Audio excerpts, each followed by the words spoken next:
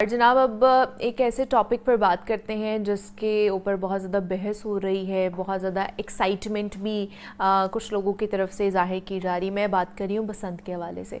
वैसे तो बसंत एक कदीम त्यौहार है जो खुशी, रंगों और बहार की आमद की अलामत समझा जाता है, मगर वक्त के साथ साथ ना ये जश्न अपनी असल रूह से दूर होता चला गया है।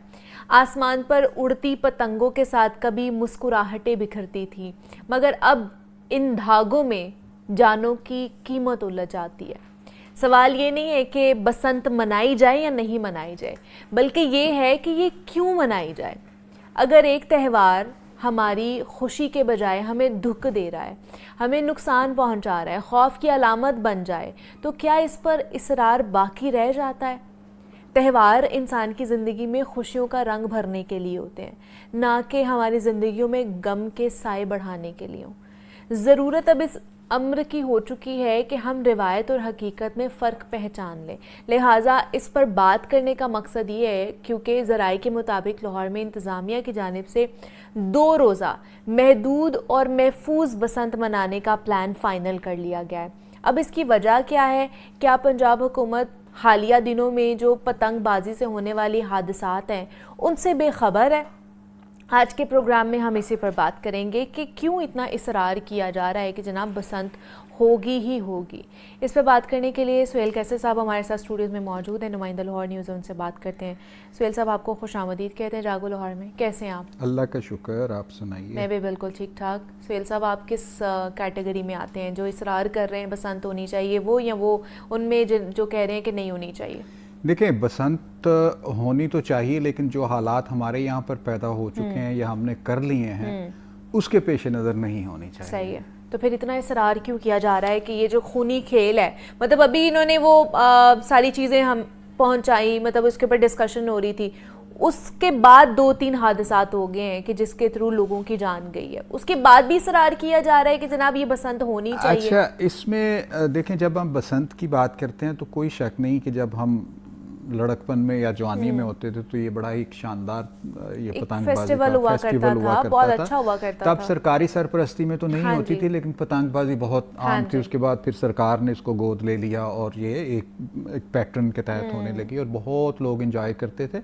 और इस त्यौहार के दौरान अंदरूनी शहर की जो छतें हैं वो इतने भारी कीमत पर बिकती थी कि लोग दूर दूर से आते थे, बाहर से लोग आते थे, इंग्लैंड, अमेरिका, बहुत सारे ममालिक से आकर यहाँ पर, और बसंत जो है वो सेलिब्रेट करते थे।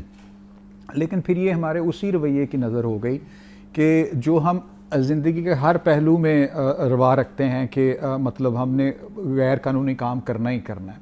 मतलब जैसे एक मैं छोटी सी मिसाल देता हूँ, गवर्नमेंट ने कहा जी कि शादियों पे आप 1 डिश कर लें, ठीक है ना, सबको सहूलत हो गई। अच्छा, हम क्या करते हैं, हम थाने और हम जो वो हैं बल्दिया वाले, उनके साथ मिलके मिली भगत करके उनको भी पैसे देते हैं और ख़ुद ज़्यादा पैसे लगा के ज़्यादा डिशें रखते हैं, गैर कानूनी अमल करते हैं, ठीक है। यानी एक सहूलत से हमने फ़ायदा नहीं उठाना, हमने मतलब उसको अपने लिए और अजाब बना देना। अच्छा, गवर्नमेंट ने कहा यार आप 10 बजे तक ना ये बंद कर दें।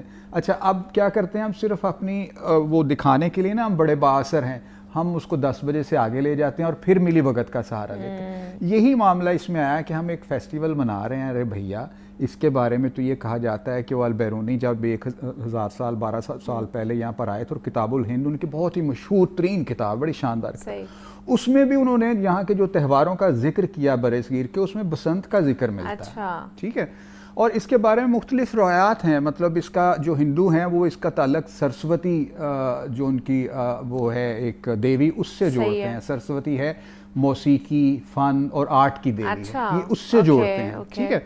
उसके बाद फिर जब महाराजा रंजीत सिंह का दौर था तो तब ये फेस्टिविटी और ज़्यादा बढ़ गई। अमृतसर, कसूर और लाहौर, ये 3 शहर इस मामले में बहुत ही आगे थे। आप देखें कि बसंती रंग जो है वो सिखों के निशान साहब का भी रंग है, मतलब ये बसंत और ये सारा मामला। और बाद इसको मजहबी त्यौहार कहते हैं, बाद इसको मौसमी त्यौहार करार देते हैं। जैसे वो हफीज़ जालंधरी साहब की एक नज़म है कि लो फिर बसंत आई, फूलों पे रंग लाई, खेतों का हर चरिंदा, बागों का हर परिंदा हो गया है फिर से जिंदा, लो फिर बसंत आई, फूलों पे रंग लाई। सो इसको शोरा ने अपनी शायरी में भी इस्तेमाल किया, पीर जालंधरी साहब का बड़ा शानदार ये उसमें। तो इसका मतलब ये है कि वो सब लोग इससे इंजॉय करते थे, इसको इस फेस्टिविटी को एक अच्छे तरीके से सेलिब्रेट किया जाता था।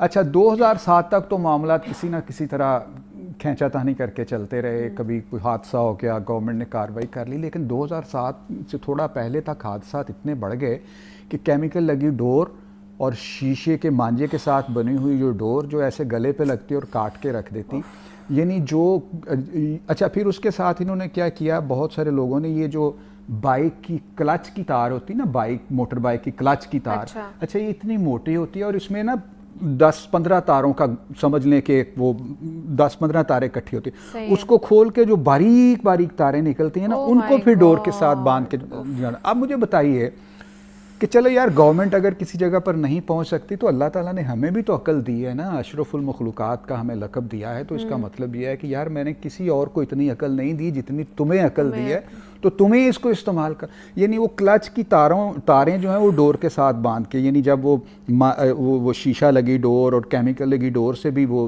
तसल्ली नहीं हुई, तो उसके साथ वो धाती तारें लगा के, और फिर नतीजा ये निकला कि हादसा इतने बढ़ गए कि गवर्नमेंट को फिर 2007 के बाद इस पर पाबंदी लगाना चाहिए, और उससे पहले गवर्नमेंट इसकी बड़ी अच्छी वो कर रही थी और ये बड़ा अच्छा था। इससे मतलब बेशुमार लोगों का रोजगार भी वाबस्ता था और एक एक्टिविटी भी थी, एक फेस्टिविटी थी, लोग जरा खुश हो जाते थे क्योंकि हमारे यहाँ पर वैसे भी अब आपको पता है कि पहले तो ये लाहौर के बारे में मशहूर था ना कि 7 दिन ते 8 मेले घर जावा केड़े वेले, लाहौर के बारे में इतने मेले ठेले हो, तो बहुत सारे मेले तो कुछ भी नहीं होता है, कुछ भी नहीं है। ये मेला होता था, ये मेला चिरागा, और ये जो दाता साहब का मेला था, मशहूर तरीन मेले हुआ करते, तो एक हजूम होता था। तो अब जगह भी नहीं रही, लोगों के पास उतना वक्त भी नहीं रहा, वो सारी चीज़ें बदल गई। तो इन हालात में ये एक अच्छी फेस्टिविटी थी, फिर गवर्नमेंट ने इसको चूँकि पैटर्नाइज भी किया था, इसको बेहतर किया था, तो इससे काफ़ी, लेकिन फिर हमने खुद अपने पाँव पर कुल्हाड़ी मारी, लोगों की गर्दनें काटी फिर गवर्नमेंट को। तो इन हालात में ये जो आपने बात पूछी है, तो भाई बात ये है कि इतनी सख्त पाबंदी के बावजूद अगर हादसा नहीं रुक रहे, तो फिर आप क्यों एक मर्तबा फिर इस मामले को जो है वो दोहराना चाहते हैं, या फिर इसको और अपने ही कवानीन के अंदर अमेंडमेंट्स कर रहे हैं, और क्यों इसको आप करना चाह रहे हैं? बस खत्म हो गई, एक चीज खत्म हो गई, और 2 रोजा महदूद और महफूज। देखिए पाबंदी के बावजूद भी कितने केसेस सामने आ रहे थे ना, कि जब पाबंदी के बावजूद इतने केसेस आ रहे हैं, तो अब 2 रोज़ा महदूद और महफूज बसंत, इसके लिए 4 पार्क जो है वो भी मुख्तस कर दिए गए हैं। ग्रेटर इकबाल पार्क है, जिलानी पार्क है, ये शायद रेस कोर्स भी है, मेरे पास डिटेल है, और भी उसके SOPs है काफ़ी सारे, जैसे मैं उसमें, तो ये सारी चीज़ें हैं। मैं इसमें उन्होंने जो पार्क किए हैं उनमें ग्रेटर इकबाल पार्क है, मॉडल टाउन है, जिलानी पार्क है, गुलशन रावी है, और उसमें जी SOPs जो है कि कोई केमिकल लगी डोर, कोई धाती डोर वो इस्तेमाल नहीं होगी, और जो SOPs हैं उन पर मुकम्मल अमल किया जाएगा, और वगैरह वगैरह वगैरह। लेकिन मसला ये है कि एक दरवाज़ा जब बंद हो गया तो फिर उसको क्यों खोल रहे हैं, क्यों आप फिर एक मरतबा जो है, और इसी दौरान जो है वो मोटर बाइक्स वाले जो हैं वो अपने गले पर मफलर बांधेंगे, और वो जो एक सेफ्टी रॉड है वो भी लगाएंगे, वो भी इस्तेमाल करेंगे, वगैरह वगैरह। इससे उनकी सेफ्टी मकसूद है।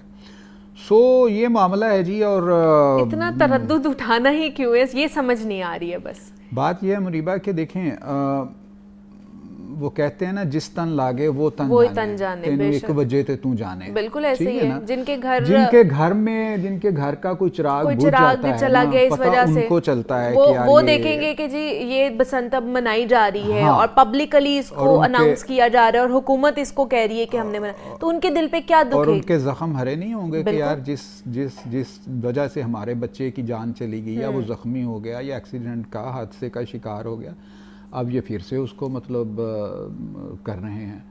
तो मेरा तो ज़ाती तौर पर ख्याल है कि मतलब जिस तरह मैंने पहले कहा कि ये इसका होना कोई ऐसी वो नहीं है, अच्छी बात है, लेकिन जो हालात हमारे यहाँ पर पैदा हो चुके हैं उसके बाद अब इस दरवाजे को बंद ही रखा जाए। 2007 और आज 2025 हो गई है, मतलब काफ़ी तकरीबन 2 दिहाइयाँ आलमोस्ट हो चुकी हैं। तो असूलन तो यही है कि अगर ना ही किया जाए तो इसमें ज़्यादा बेहतरी की बात है।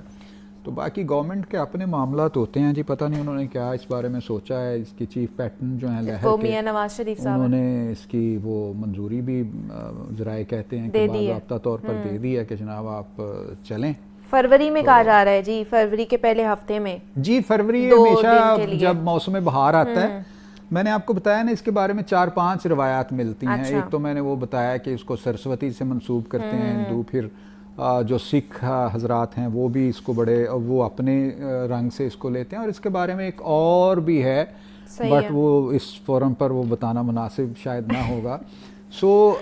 इसका बेसिक मकसद ये होता है जी कि जब खेतों में सरसों खिलती है, पीले फूल खिलते हैं, मौसम बहुत खूबसूरत होता है, तो उस अंदाज में उस वक्त में जो है रंग बिरंगे पैराहन पहनना भी बहुत भला महसूस होता है। उसमें मज़ीद रंग भरने के लिए फिर ये आसमान पर जो रंग बिरंगी पतंगें उड़ती हैं, तो फिर एक अजीब सा समा जो है वो बन जाता है। अच्छा, उन्होंने कहा जी जो बसंत मनाने वालों को डोर और पतंगे भी अंदरून शहर से मिलेंगी, मतलब वो खुद नहीं लेकर आएंगे, उनको मिलेंगी। मैन्युफैक्चरिंग दिसंबर में उसको करने की इजाजत दी गई दिसंबर में, और वो मतलब मखसूस जो मुकामात हैं वहाँ से वो डोर और वो हासिल करेंगे। लेकिन अब सवाल तो ये पैदा होता है कि अगर वो वहाँ से हासिल नहीं करेंगे, कहीं और से मतलब वो ले लेंगे तो उसका क्या मैकेनिज्म वो आप कैसे उनको रोकेंगे? आपको कैसे पता है कि वो वहाँ से लेकर आए हैं या कहाँ से लेकर आए हैं? इतना बड़ा शहर है और इतनी बड़ी मतलब 1.5-2 करोड़ की आबादी है उसमें, और बेशुमार लोग जो हैं वो इसको पतंगबाजी को पसंद भी करते हैं।